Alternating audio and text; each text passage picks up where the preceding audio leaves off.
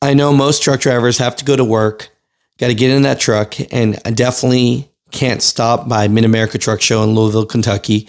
But if you can, I will be there for the week. And so tomorrow I'm actually flying out and I'll be about an hour from there. So if you are going into Louisville or going out of Louisville up to Cincinnati, Ohio on the I-71, I will be at Hog Wild Pig Crazy Barbecue right next to the Loves Travel Center. And the address is 401 Loves Drive, Sparta, Kentucky, 41086. And you could park right at the Loves Travel Stop at 499 Loves Drive, Sparta, Kentucky, 41086. So, I appreciate you guys. I love you guys. Any opportunity that I can have just to shake truck drivers' hands, I would love to do that. So I'll be there around 6 p.m. Tomorrow. So that'll be on Wednesday. All right. Before you guys cancel me on this, just hear me out. Okay.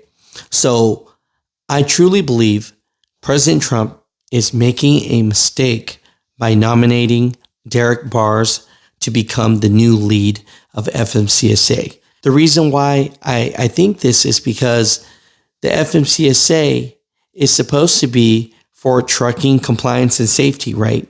And it should have somebody with trucking experience to lead the way. I am definitely under the impression now that the government does not want anyone with a CDL or trucking experience to lead the FMCSA. And the reason why I think that is because the past has shown itself that no lead ever in the history of the FMCSA has ever had a CDL or trucking experience.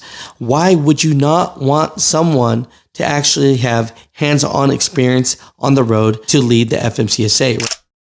The FMCSA's primary mission is to reduce crashes, injuries, and fatalities involving large trucks. And so when you think about that, why would you not want someone with experience? And so we're going to get into this a little bit here of why I think President Trump nominating Derek Bars, who was a chief of police, right, highway patrol, and he has no experience as a truck driver.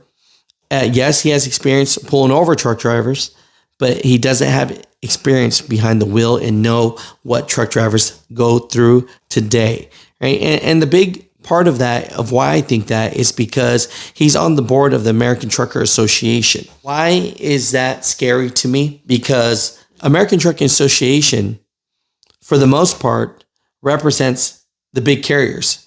I've talked to some of the trucking companies that are smaller that say, no, it's not just the big carriers.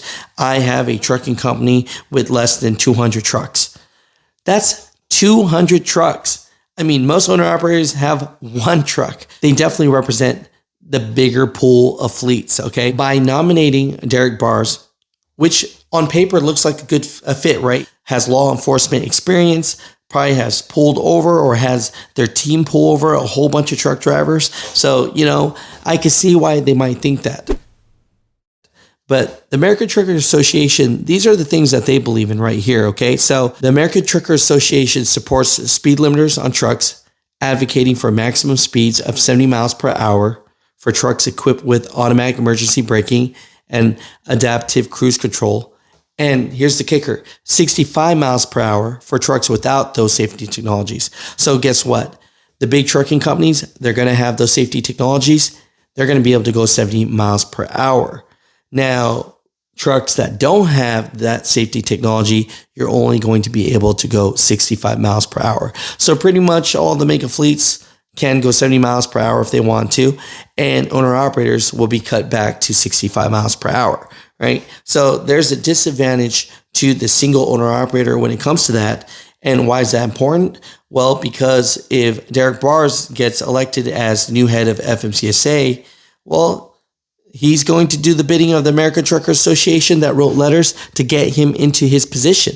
That's just straight up. That isn't a good move. And the reason why is because as someone that drove a truck myself, drove a truck for only 10 years, but clearly has more experience than anyone else that's ever led the FMCSA.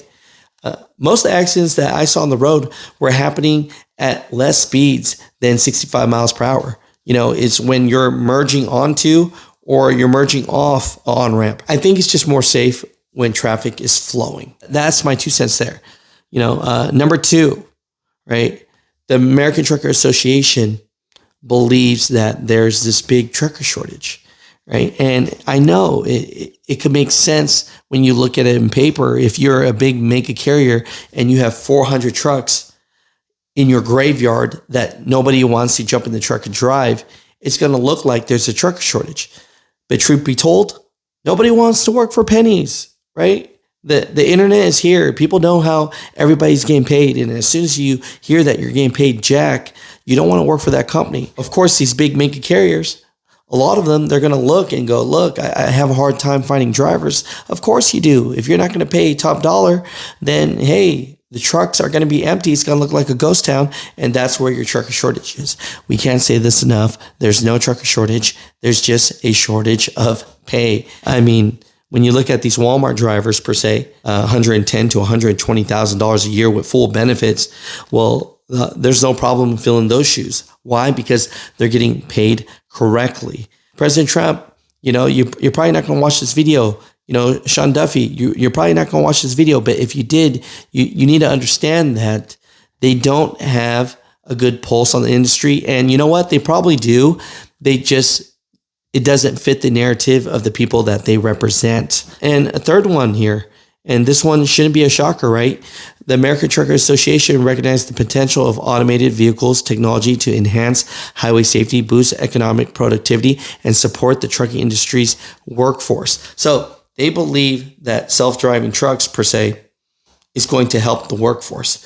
I've seen the meetings, right? I've seen the hearings where they believe that no one wants to be an OTR driver, and that those jobs can just go to basically the self-driving trucks, right? So putting someone like this in lead, I'm telling you, President Trump, Secretary of Transportation, Sean Duffy, if you guys are even listening to this, which I know you're not, but if you were listening to this, this isn't going to help truck drivers. That's going to lead the FMCSA. That's going to understand truck drivers and do what's good for the safety of all people on the highway.